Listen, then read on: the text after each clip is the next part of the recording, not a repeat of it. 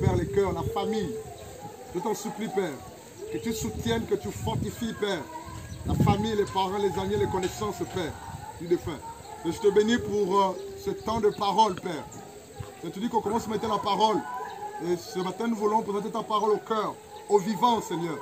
Nous te bénissons pour ce moment. Gloire, honneur, louange à toi, Père. C'est dans le nom de Jésus qu'on a prié. Amen. Amen. Asseyez-nous un instant, s'il vous plaît. Je ne serai pas long. Je vais être obligé de crier enfin. Pour ceux qui sont en haut et pour ceux qui sont à l'intérieur. Je vais hausser la voix. Ce n'est pas pour une façon de te gronder, non. À cause de la circonstance. Un moment qui pleure à côté. Donc je vais pouvoir hausser la voix. Ne pense pas que je te gronde, non. Juste pour qu'au moins ceux qui sont à l'intérieur en haut puissent nous écouter. Alléluia. Amen. Je sais que ces temps sont très difficiles. Je sais que perdre un être cher, c'est très difficile. Je sais que les cœurs sont attristés, blessés. Ça, nous le savons. Mais je sais aussi que c'est des moments qui sont très importants pour interpeller les uns les autres par rapport à son ou notre éternité, son éternité. Je veux cet après-midi, au début d'après-midi, te parler de l'éternité. L'éternité. Vous voyez, tout à l'heure, lorsque j'étais assis à côté, avec les frères et sœurs qui m'accompagnent, quelques-uns me connaissent, ils m'ont dit, pasteur, venez vous asseoir sur la table. Je leur ai dit non. Ils m'ont dit, le soleil. Ce soleil brûle, ça fait chaud. Et tout à l'heure, j'ai vu un monsieur qui descendait au téléphone et qui disait que le corps d'Étienne est arrivé. Et ça m'a beaucoup interpellé. On n'a plus dit monsieur Étienne. On a dit le corps. Le corps ou la dépouille. Un corps, on parle de corps lorsqu'une personne est décédée et ce corps n'a plus de vie. Si vous et moi, on s'entend, on s'écoute, on est debout, on est assis, c'est parce qu'on a le souffle de vie. Et ce souffle de vie, c'est le Créateur qui nous l'a donné. Et quand je parle du Créateur, je ne parle pas de petit Dieu. Je ne parle pas du Dieu de Muti, de la sorcellerie, de Njobi, non. Je te parle du Créateur. Et il a un nom. Je ne te parle pas d'un Dieu avec un petit D. Je te parle du Dieu créateur avec grand D. Et le Dieu qui a créé toutes choses. Que soit le monde visible ou invisible a un nom. Et son nom c'est Jésus-Christ. Et c'est l'auteur de ces livres-là. C'est l'auteur de ces livres-là. Et c'est l'auteur de la vie que tu as là. Je t'assure que ce jour-là, lorsque le défunt est parti, s'il était plus fort que la mort, ou plus fort que Dieu, il devait résister et refuser de mourir. Et lorsque ton jour viendra, lorsque mon jour viendra, tu peux tout faire, mais tu partiras. Tu partiras. Et ce livre-là me pose une question, ou me dit quelque chose. Je vais te le dire. La Bible dit dans Hébreux chapitre 9. Il est réservé aux hommes de mourir une seule fois. Il est réservé aux hommes de mourir une seule fois. Pour toi qui m'écoutes ce matin ou cet après-midi, écoute-moi bien.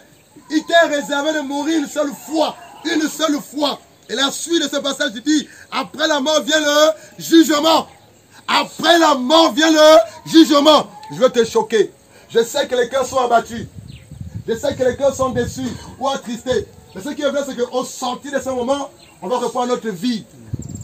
On va tout oublier. L'homme oublie facilement les événements qui doivent nous enseigner, interpeller. L'homme, avec grand H, oublie facilement les événements qui sont là pour nous enseigner et pour nous interpeller. La Bible dit qu'il est réservé aux hommes le monde une seule fois. Après la mort, tu vas être jugé. Lors du jugement dernier, on ne saura pas que tu es ministre, président, sénateur, docteur, président, ou maire, ou sénateur, ces choses. Non, ton titre c'est fini. Ton argent c'est fini. Tes relations c'est fini. Tes comptes à banque c'est fini. Ta beauté c'est fini. tes diplômes, c'est fini. Ce jour-là, tu seras face à face avec ton Créateur et tu rendras le compte à Dieu de la manière dont tu as vécu sur terre. Écoute bien, tu rendras le compte à Dieu de la manière dont tu as vécu sur terre. Je ne me lève pas ici pour parler de la mort ou de celui qui est parti. Non, je m'adresse au vivant. Son sort est scellé. C'est dur, mais c'est la vérité. Son sort est scellé. Écoutez-moi bien, je prêche l'évangile. Son sort est scellé.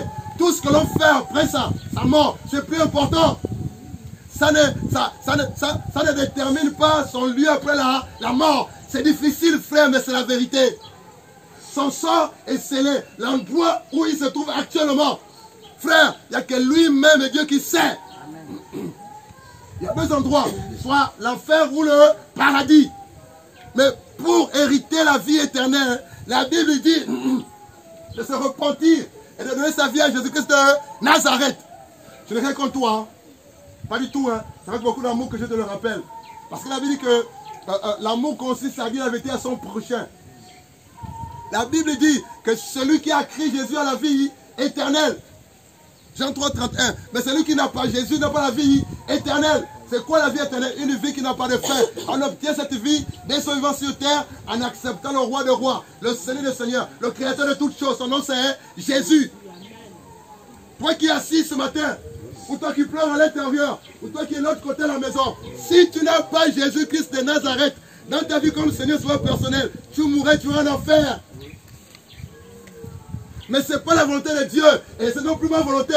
Parce que la volonté de Dieu que tout le monde soit sauvé.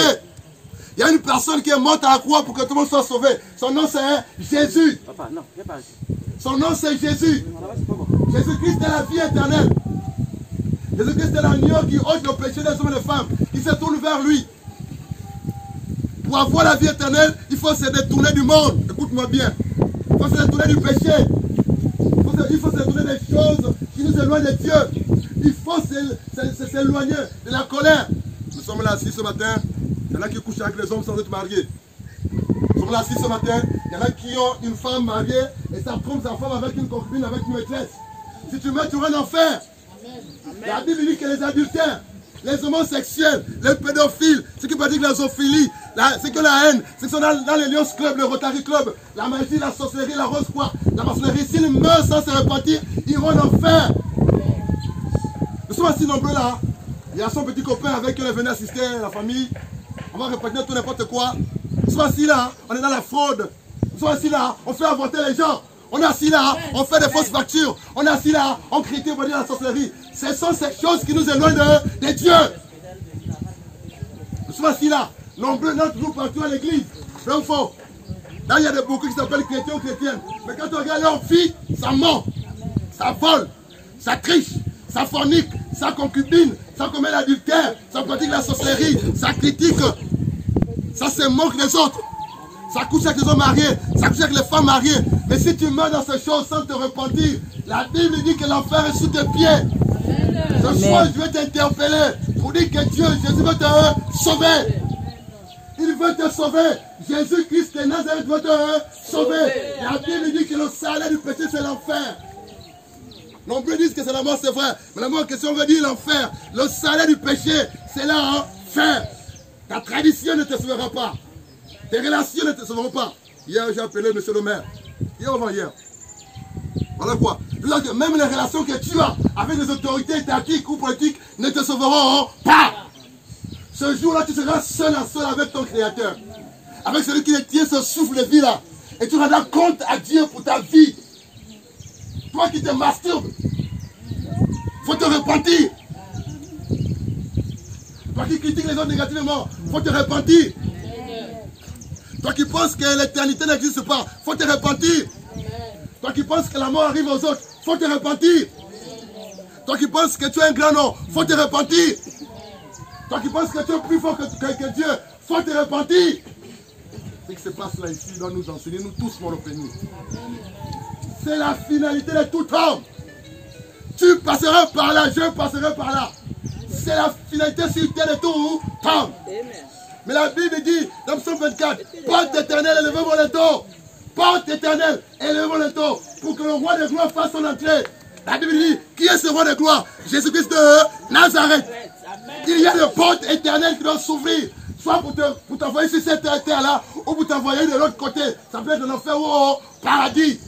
Mais le jour que ces portes éternelles vont s'ouvrir, mon frère, le jour que ces portes éternelles, cette porte éternelle invisible va s'ouvrir, mon frère, tu n'auras pas de choix. Si tu es mort sans Jésus-Christ de Nazareth, tu iras dans un feu qui ne s'éteint pas. Tu iras dans un feu qui ne s'éteint pas. Mais ce matin ou cet après-midi, Jésus t'étend la main. Il t'étend la main. Il t'étend la main. Ça m'a choqué. Ça m'a choqué. On vient pour un décès pour t'interpeller. Tu vois des femmes rire et rigoler. Tu n'as rien compris. Il faut te repentir. C'est des lieux de recueillement pour être enseigné. C'est des lieux de recueillement pour être interpellé. La vie est vanité. Tu ne peux pas aller à un lieu de décès et rire et rigoler. C'est un problème. Et tu ne peux pas sortir de cet endroit, de ce moment et rester la même personne. Demain, tu seras étalé là. Ça peut être toi, ça peut être moi. Dans un cercueil. Quand tout mon tour arrive. Demain, tu seras étalé. Exposé. Comme le défunt. Demain. Toi, moi, on sera étalé. On va mourir. Où passeras-tu ton éternité, mon frère? Je t'en supplie, papa. Je t'en supplie, maman. Je t'en supplie, frère. Je t'en supplie, soeur. La question c'est celle-ci. Où passeras-tu ton éternité? Après la mort physique. Les gens se plaignent d'un petit soleil. Un peu de chaleur, ils sont sous la tente. On se plaint. Mais le feu de l'enfer, c'est plus que la chaleur du soleil. Le feu de l'enfer, c'est plus que la chaleur du soleil. Mais ce matin, je vous en prie.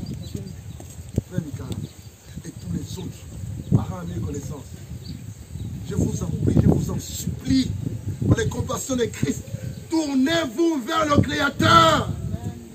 Tournez-vous vers le Créateur. Tournez-vous vers votre Sauveur. Tournez-vous vers celui qui est mort la gloire pour que tu sois sauvé. Tournons-nous vers Dieu. Abandonnons la colère, la cupidité, l'amour de l'argent. Abandonnez les choses du monde. Contentons-nous de ce que Dieu nous donne. Contentons-nous. L'or et l'argent vont rester. L'or et l'argent vont rester. Le travail va rester. Les biens vont rester. Les relations vont rester. Les diplômes vont rester. Les relations vont rester. Ton mari va rester. Ta femme va rester. Tes enfants vont rester. Ton travail va rester. Tes comptes à banque vont rester. Tes voitures vont rester. Et c'est d'autres personnes qui vont rouler dedans. Amen. Mon frère, réponds-toi. Je n'ai rien contre toi. Je te parle avec beaucoup d'amour et beaucoup de vérité. Réponds-toi. Mon Gwendimba est mort. Mobutu est mort. Ils sont tous morts. Baudelaire est mort. Les grands là, Angwa est mort. Les grands de ce monde sont morts. C'est l'histoire qui parle d'eux. La question est celle-ci. Où sont leurs âmes actuellement? Où sont leurs âmes? Je vais terminer en disant ceci. Écoutez-moi bien, c'est à la fin. Écoutez-moi. Je vais terminer en disant ceci. Écoutez-moi bien, s'il vous plaît. Si tu reconnais que tu as été créé, c'est qu'il y a un créateur. Et ce créateur qui t'a créé te demande des comptes pour ta vie sur terre. Si tu reconnais que tu pratiques le péché, et que même à l'instant que je te parle, ton cœur t'interpelle, ta conscience t'interpelle, le premier tour de l'homme. C'est que tu as besoin de quelqu'un qui peut pardonner tes péchés. Péché de sodomisation, d'avortement, d'homosexualité, de colère, de tricherie, d'adultère. Si tu reconnais qu'un jour tu as fait un rêve ou des rêves, où tu as été poursuivi, attaqué, où tu t'es vu mort ou moche, c'est qu'il y a une vie après la mort. Et cette vie-là, après la mort, pour le lieu où tu iras, est déterminée par le choix que tu feras sur terre pendant que tu es vivant. Le messe de Requiem, c'est zéro. Le purgatoire n'existe pas. C'est une invention du système catholique pour amener les hommes d'État et les hommes politiques à l'enfer. Mais la Bible dit, car Dieu a tant aimé le monde. Jésus-Christ de Nazareth t'aime. Il veut pardonner tous tes péchés pour que tu deviennes une nouvelle créature. Toi qui priais depuis des années, qui est dans une église et qui a arrêté à cause des problèmes, à cause des soucis, à cause de ce monde, ou à cause de mauvais conseillers, ou à cause du péché du pasteur, ou des hommes de Dieu. C'est toi seul qui rendra compte à Dieu pour ta plupart les pasteurs par les autres hommes. Jésus te tend la main. Jésus te tend, hein? La main. Jésus te tend la main. Que feras-tu de ce que tu as écouté cet après-midi, début d'après-midi? Jésus te tend la main. Il y a un jeune Camerounais dans les réseaux sociaux qui a été visité par Jésus à la veille de sa mort. On a tous vu ça, on a les réseaux sociaux. Un Camerounais, un jeune, hein, il vivait sa vie, il a fait ça, sa vie. Après le 24, avant le 25, il fait un rêve où il est mort. Et là, Jésus vient dans son songe. Étant mort, il dit, donne-moi ta vie, je vais te ressusciter. Il a dit à Jésus, circule, laisse-moi tranquille là où je suis.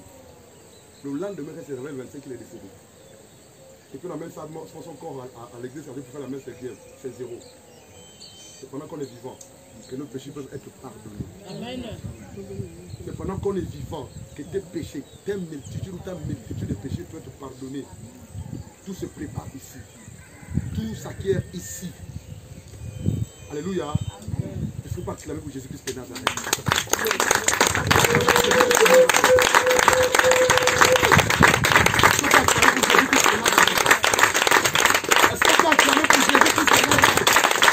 Il a compris que ce qui était dit, il a transpercé son cœur. Et il a compris que sa vie est un déphasage ou contraire à la volonté de la parole de Dieu. Et veut donner sa vie à Jésus maintenant. Parce que l'heure d'après ne t'appartient pas. Viens vers moi. Tu es là assis ou debout et tu as été interpellé. L'heure d'après ne t'appartient pas. L'instant d'après ne t'appartient pas. Tu as longtemps vécu sans Dieu en dehors de Dieu. Tu as longtemps fait ce que tu voulais. Tu as longtemps été orgueilleux et fier de toi. Tu as longtemps fait tuer. Tu as longtemps fait avorter. Tu as longtemps tricher. Tu as longtemps forniquer. Tu as longtemps concubiné entre gamins. Tu as longtemps haï ton projet. Tu as longtemps pratiqué la sorcellerie. Tu as longtemps allé, tu es allé chez les gangasseurs pour faire les fétiches et sang. Mais ce matin, cet après-midi, tu as été interpellé, touché. Est-ce qu'il y a quelqu'un qui veut donner sa vie ce matin? Tout simplement. Les parents, le salut est personnel. Les parents de ton voisin. Les parents de ton père, de ta mère ou de ta soeur, de ta femme ou de ta copine. Y a-t-il quelqu'un qui veut saluer cet après-midi avant de prier pour la paix? Y a-t-il quelqu'un qui veut faire la paix avec son Créateur avant qu'il ne soit étalé dans un cercueil pour être enterré après? Y a-t-il quelqu'un qui veut saluer Jésus cet après-midi? Je fais la paix avec Dieu. Mais pas honte. Hein? Cela dit que si tu as honte de moi sur terre, mon Père a honte de toi dans les cieux. Dis quelqu'un? N'aie pas honte. Si quelqu'un qui fait la paix avec Dieu ce matin, si quelqu'un était interpellé, touché par ce message, si quelqu'un, que Dieu vous bénisse. Inclinons nos têtes, je vais lever ma voix, s'il vous plaît, un instant. Inclinons nos têtes. Je te présente cette assemblée. Je te présente ces hommes et ces femmes qui, certainement, elle ou lui, Seigneur, a honte du regard des hommes, des uns et des autres. Seigneur, je te prie de soutenir la famille. Je ne sais pas s'il avait une femme ou il avait des enfants ou s'il était marié. Mais ce que je sais, c'est que tu connais toutes choses. Seigneur, soutiens la famille des défunts. Soutiens les enfants, Père. Seigneur, fortifie les parents, amis et connaissances, Père. Seigneur, je prie que, Père, ce qui se passe pendant ce temps, alléluia, des funérailles, Père, interpelle chacun d'entre nous, moi le premier. Seigneur, je prie, Père éternel, que cet homme, cette femme, cet enfant, ce jeune, qui m'écoute, Père, soit interpellé. Père, je te prie, Seigneur, veuille pardonner cet homme, veuille pardonner cette femme, Père, veuille accorder la paix, allez, veuille, Père, visiter cet homme, veuille lui donner, Père, un esprit de repentance, Père. Alléluia, Seigneur. Et je t'en supplie, Seigneur, fortifie la délégation qui va voyager, Seigneur. Fortifie les parents qui sont du bébé, Seigneur. Fortifie les parents à mes connaissances, Père. Je t'en supplie, Père. Les enfants, Seigneur. Les collègues de travail, Seigneur. Fortifie, Seigneur. Les amis, Seigneur. Fortifie-les, Seigneur. Fortifie-les, Seigneur. Seigneur, je parle aux vivants, Seigneur. Je prie pour les vivants, Seigneur. Parce que tu as pas déclaré qu'il n'y a plus de relation entre les morts et les vivants, Seigneur. C'est nous qui devons mourir après, Seigneur. Rends compte à Dieu, Seigneur. Et ceux qui sont morts sont déjà morts et leur sort, et c'est déclare ta parole, Père. Seigneur, sois vivant que tu veux parler ce matin. Sois vivant que tu veux interpeller ce matin. Sois vivant que tu veux apporter la repentance ce matin, Seigneur. Sois vivant que tu veux bénir ce matin, Seigneur. Sois vivant que tu veux faire tomber le cas de leurs yeux, Père. Je t'en supplie. Tu as créé l'enfer pour le diable et pour les anges qui l'ont suivi. Et non pour mon frère, et non pour ma soeur, et non pour cet homme, et non pour cette femme, et non pour cet enfant, Seigneur.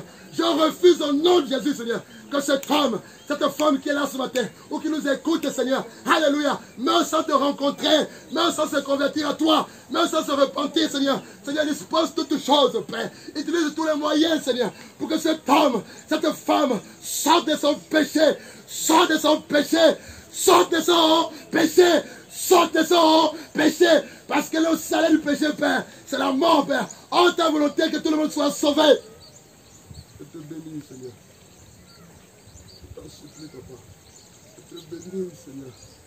Je te bénis pour les vies pour lesquelles tu t'es crucifié à la croix, Père.